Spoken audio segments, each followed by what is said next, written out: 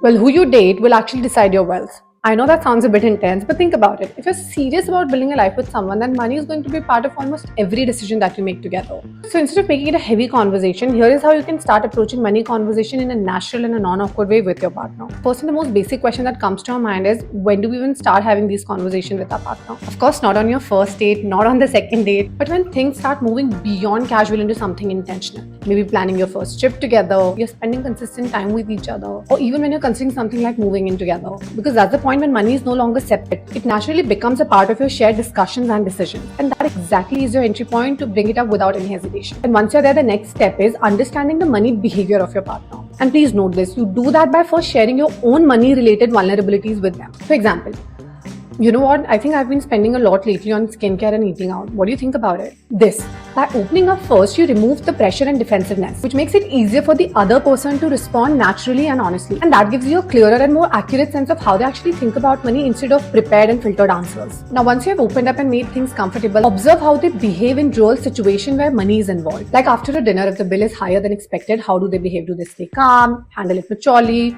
or do they make it uncomfortable, awkward? Because these small things will tell you that how they behave with financial pressure in real time. And that's when you can decide if things are workable or not. A few differences that you can adjust and grow through, great. But if your partner's core approach to money is completely different, then it's usually not something that can be fixed or forced later. It just becomes very clear whether you're building on the same foundation or not. So ladies, that was episode 7 of Rich Girl Summer. And if you are someone looking to truly understand investing, building long-term wealth, money, and the psychology behind it all, stick around for more.